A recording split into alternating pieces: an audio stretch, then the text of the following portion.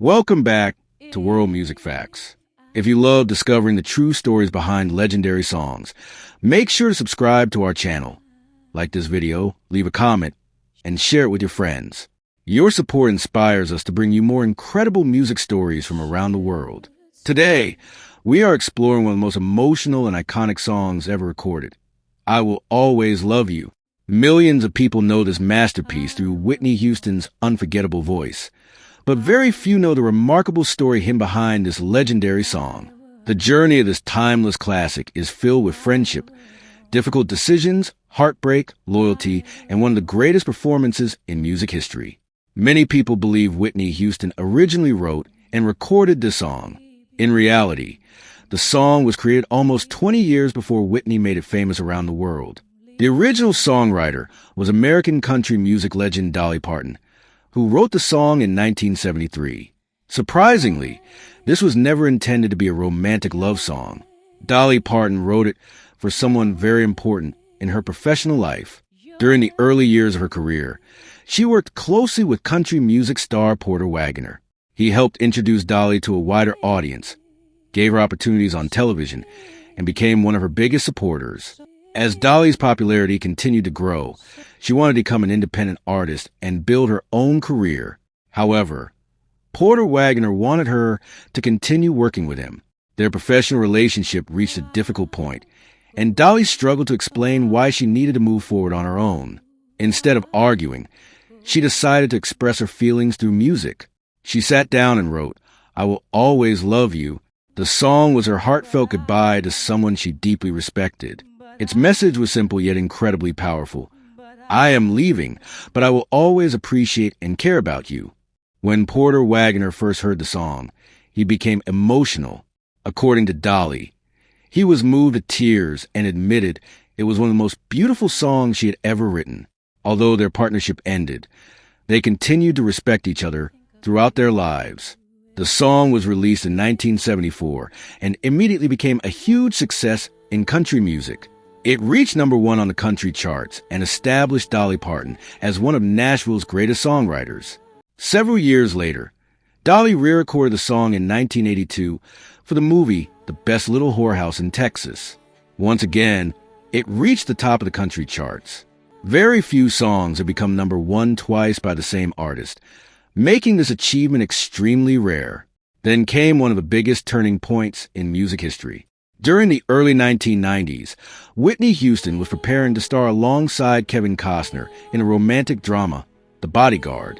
The filmmakers originally planned to use another song for one of the movie's most emotional scenes. However, they discovered that the song had already been used in another film. Kevin Costner suggested looking at Dolly Parton's I Will Always Love You. He believed that emotional lyrics perfectly matched the story between the two main characters. At first, not everyone was convinced, but Costner strongly believed the song could become something extraordinary if Whitney recorded it. That decision changed music history forever. Whitney Houston entered the recording studio with producer David Foster. Instead of simply copying Dolly Parton's country version, they completely reimagined the song.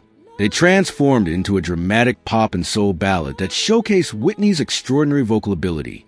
One of the boldest creative decisions happened right at the beginning of the recording. Whitney started singing completely alone, without any instruments playing. This style is known as a cappella.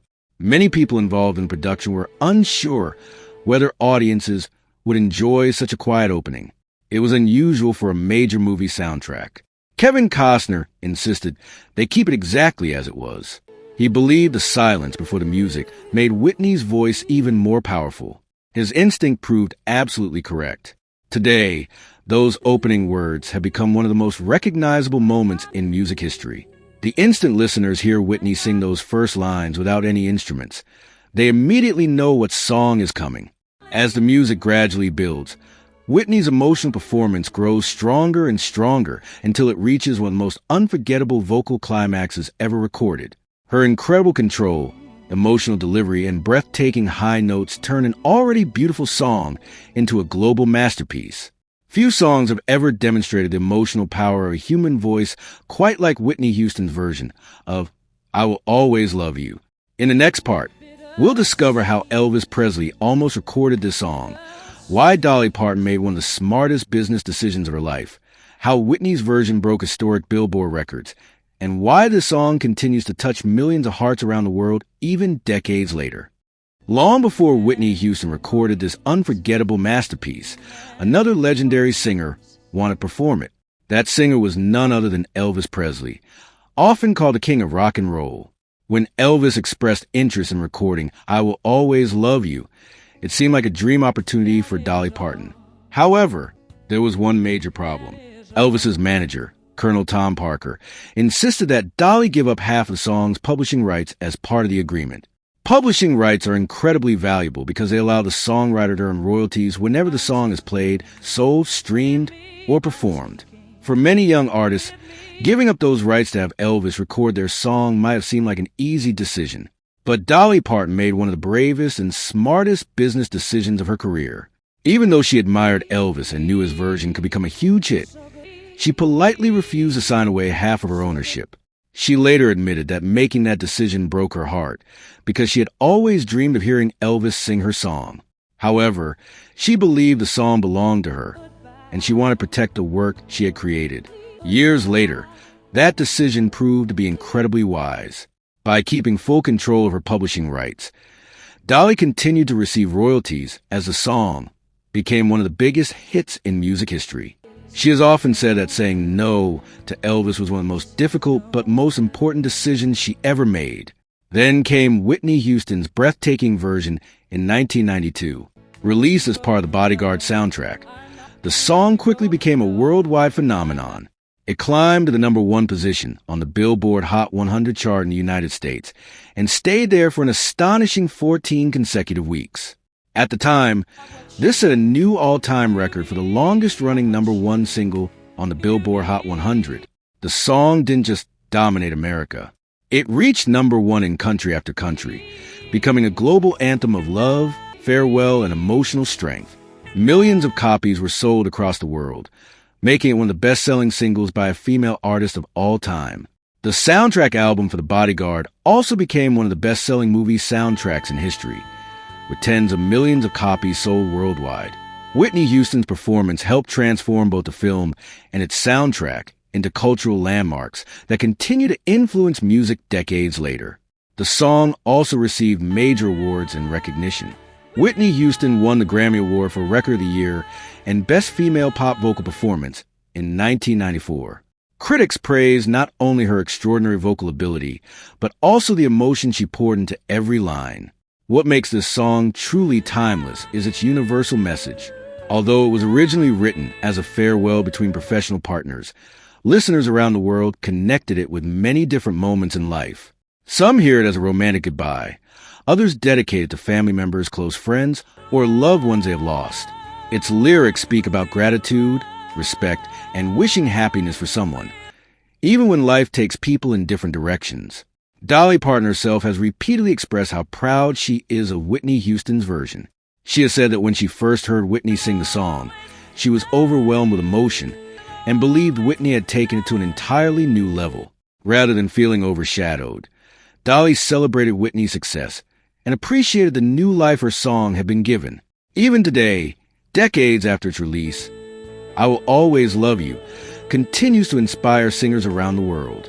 It is regularly performed in talent competitions, concerts, television shows, and tribute events. Many artists have attempted to recreate Whitney's legendary performance, but very few have matched the emotional power and technical brilliance of her recording. The opening a cappella line, the gradual build of the music, and the unforgettable final chorus have become some of the most iconic moments in popular music history. Every generation continues to discover this masterpiece, proving that truly great songs never grow old. The story behind "I Will Always Love You" reminds us that honesty, respect, courage, and staying true to your values can create something that lasts forever.